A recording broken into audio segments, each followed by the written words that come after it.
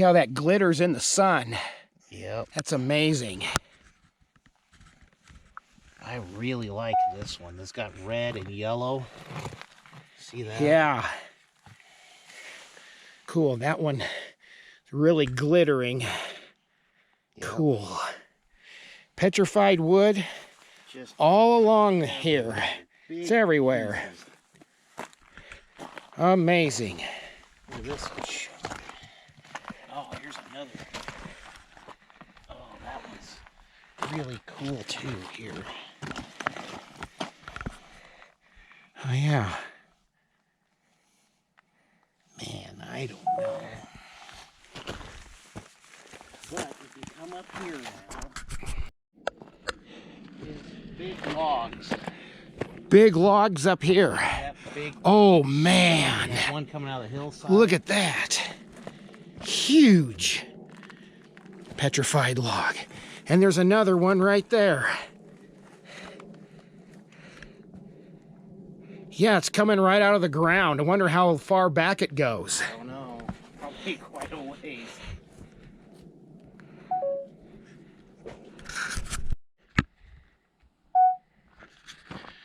All right, here we go to the edge of the canyon. See how funny it makes me feel.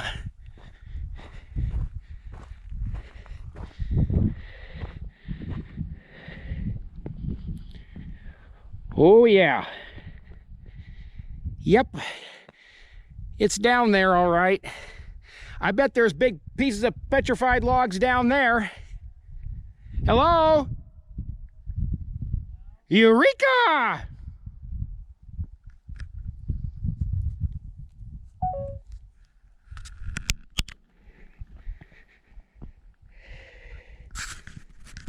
Big logs.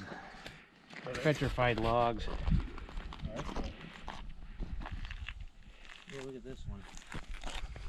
Wow, yeah. That's a really nice piece. Yep, your airplane just got a little heavier.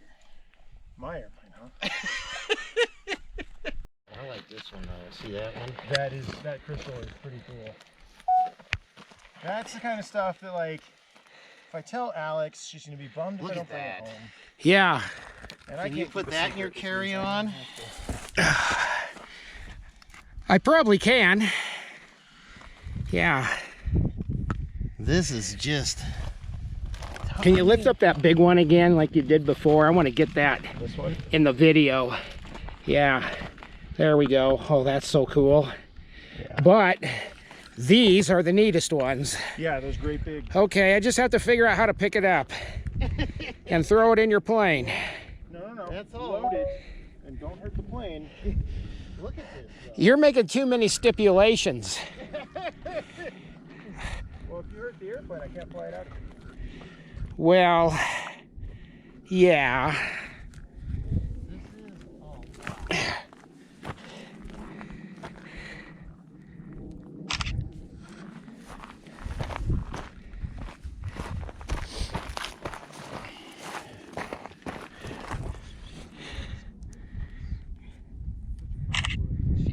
She don't need to be.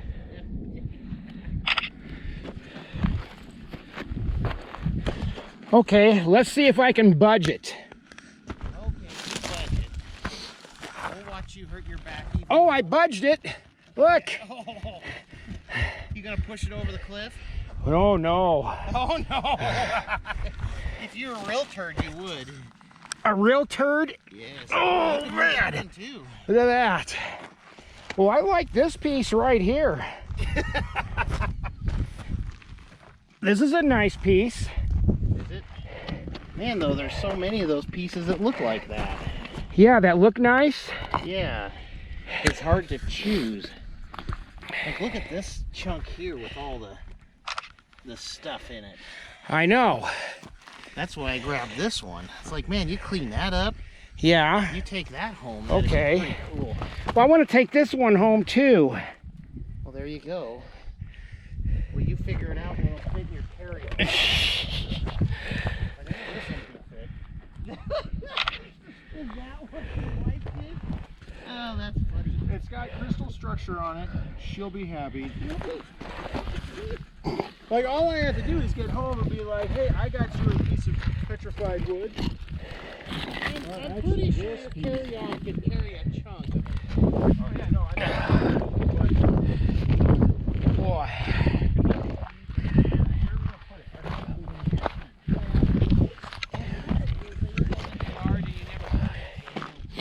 I actually bought her.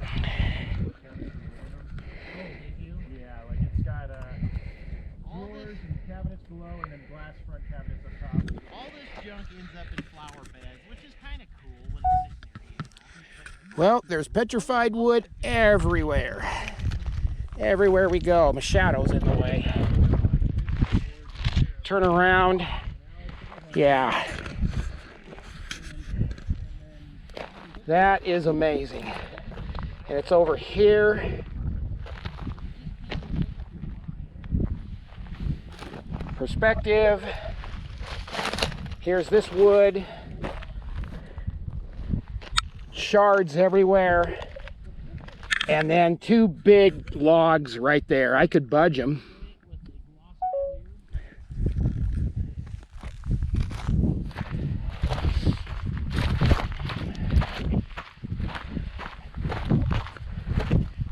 Oh, I left my wood.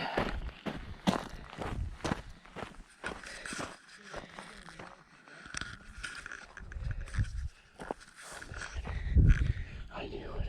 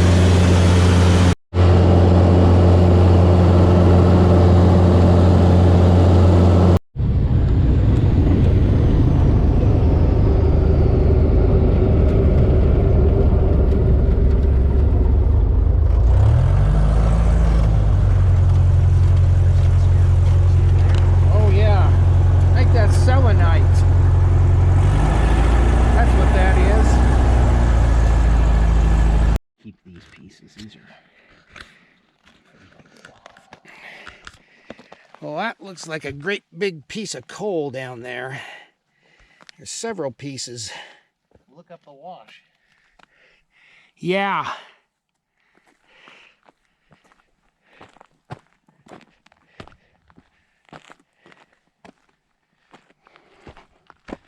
Wow. That's all coal. That's amazing.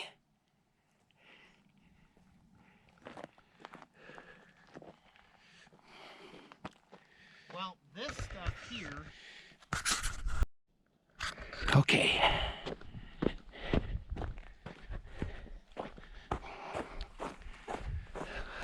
Oh, wow. What in the world? Mark, this stuff is spongy. Really?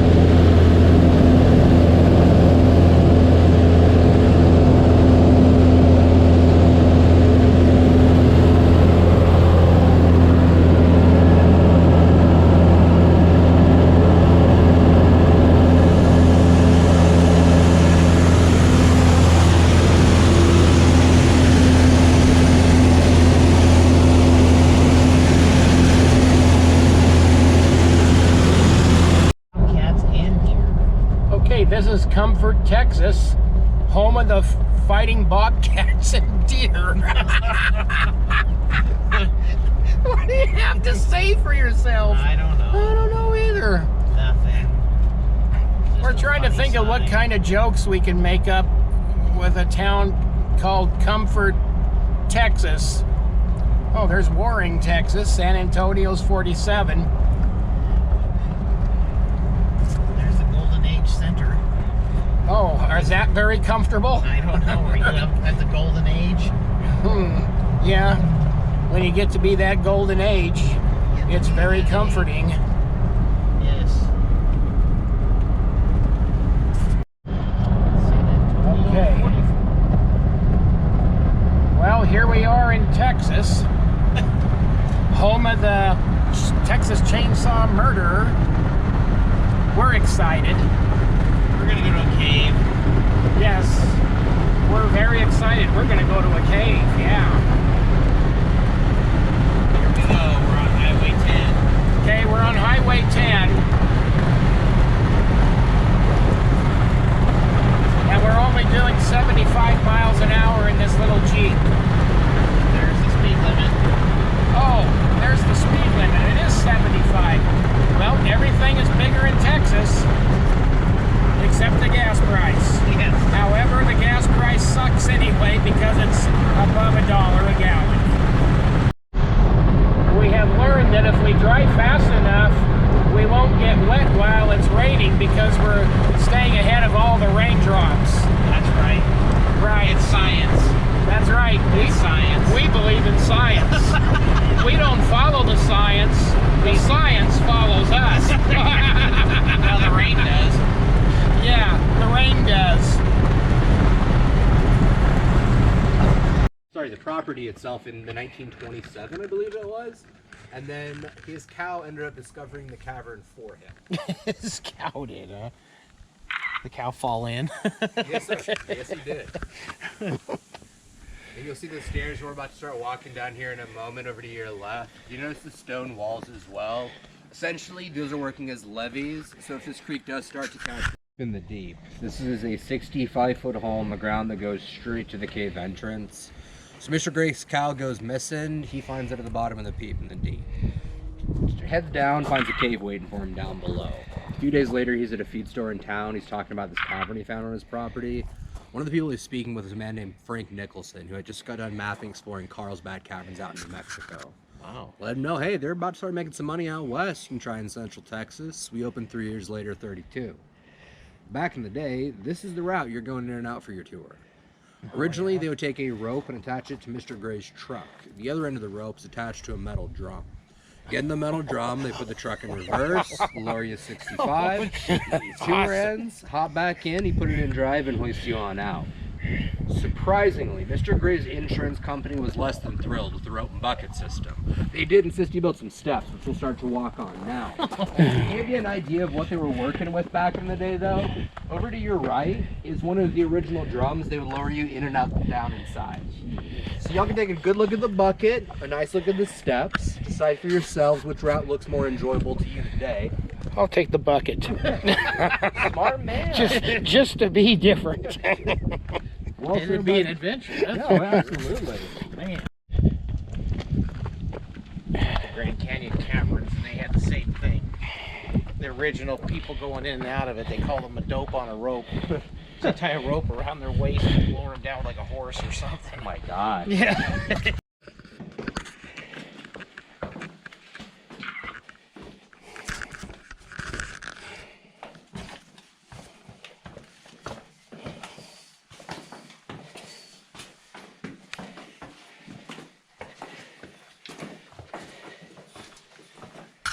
You're going to be seeing this coral reef slowly combining with the Glen Rose limestone. Just in this one area of the wall though, you'll see there's these little tiny white pieces sticking out sporadically. Yeah. All different smaller fossil life. Bones, seashells, even a little starfish sticking out of this wall. Oh, look at that. Over 100 different types of these little fossils are embedded just in this one area of the wall alone. Which has always kind of made me wonder, how does any of this even get in a cave? 20 million years ago, there's an earthquake that hit this area, and it created this thing that's right above our heads. Above our heads is the Balcones fault line. This travels from Del Rio to Dallas. This is the #1 reason we're standing here. The fault got created and then water found a path. That water started rushing through, and ever since it's carved and created everything we'll see down here today. Which I think is really cool, but I was raised on the West Coast for a couple of years. My favorite fact about the fault line right above us is the fact that there's never been seismic activity recorded on this fault line. So you guys can take a deep breath. We are safe down here today, even with the rainfall up top and the fault line right above. No rock and rolling on my watch this afternoon. And as we start to make our way down the path, if you look to your right, you can actually see where the water's been rushing through, carving and layering the cavern over time. You'll see some stuff that sort of looks like icing on a cinnamon roll.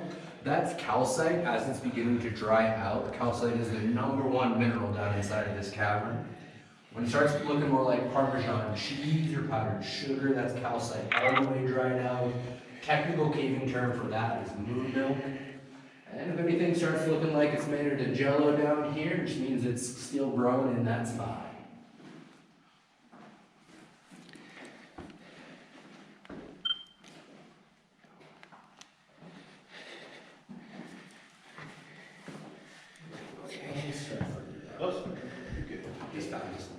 Oh, shoot. Here we go.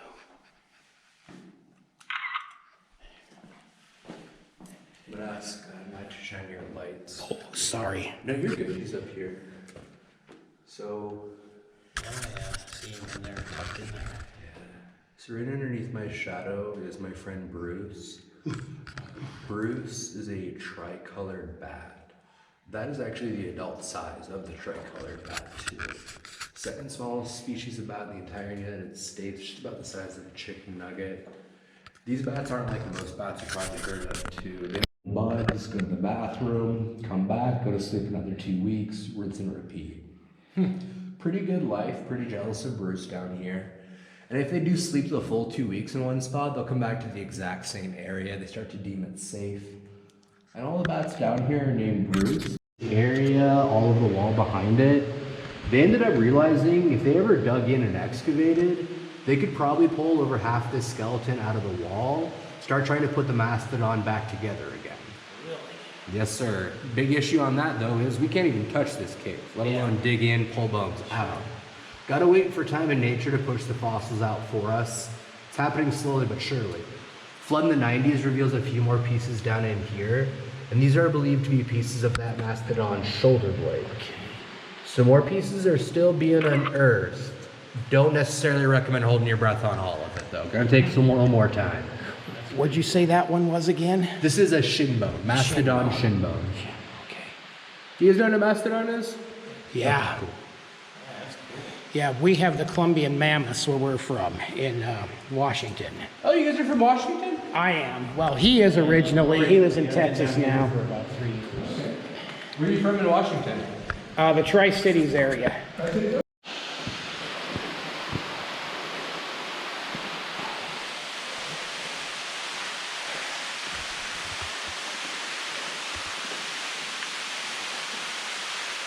Where's the waterfall? Oh, I see it. Yes, sir. Clear water makes it a little more difficult. Yeah, cool. Okay. So this is the largest room on our tour today. This room is called the Cathedral Room. They gave it that name at first because the first people to get this far into the cave, when they look up, they see the fault line still traveling the center of the ceiling. They also see this line running right through it. And to them, they thought that it made it look like a giant cross hanging from the ceiling above. Then mixed in with the echo, the acoustics, they named it the Cathedral Room, and that name's lasted us since. While we're sort of looking at the top, you can see the shadow of my finger sort of wiggling around the dark brown spotted lines on the ceiling. This is the flood line from August 2nd, 2021. Just about 15 months ago, that's how much water was standing where we're standing now. And we're at our lowest spot. We're about 132 feet below the surface at this. Actually jumping from this rail into the water, because the water is like 50-55 degrees. So you need to get used to it really quick. You swim over to that tube, and attached to the tube is a 20-foot ladder. So you hoist yourself up, climb down the ladder 20 feet, crawl out backwards, hike about 80 feet deeper down, zigzagging, mudslide, rappelling down a waterfall. Then when you're 235 below, you're swimming in the Trinity Aquifer, which gives water up and down I-35 from Austin, San Antonio, and up towards Dallas. Cool. If you're curious about that one and what that tour is like, there is a YouTube video. Someone took a GoPro down there in early August. Gives you a really good idea what it's like down inside. Beautiful cases from down under. This is petrified wood. Oh my word. So, That's a big log. Yes, sir. Petrified wood. So this is a tree that most likely rolled down in a flood and got stuck. They did a carbonate on the tree. It tests out to about 25,000 years. It's been down inside here. Craziest thing is you can see it sort of attached itself to the cave. The white and the calcite started to overtake it, essentially fossilized itself into the sides of the cavern wall. Stuck here, it's not going anywhere anytime soon. Yeah, we were just in Canyonlands with the airplane, and we landed at a spot that had big logs sticking out of the hillside, and just petrified wood everywhere. That's awesome. Van Rub Elementary School. This is where your children get brainwashed. Even in Texas, there is brainwashing.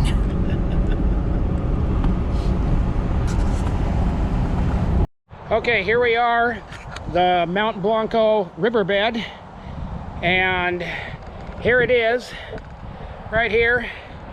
And could this be a dinosaur footprint? And then this one right over here be a dinosaur footprint.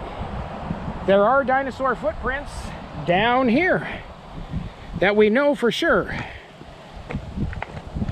So here we go.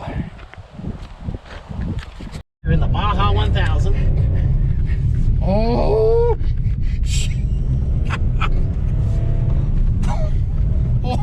Oh, I lost my camera.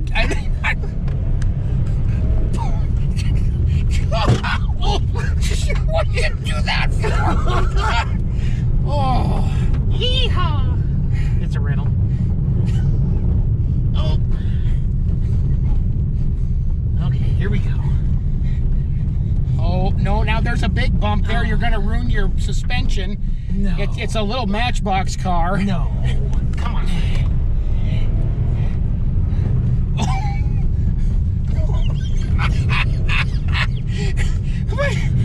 They don't do this in the Baja 1000. That's how they always drive on the Baja. They're doing 100 miles an hour. I'm doing 100 miles an hour.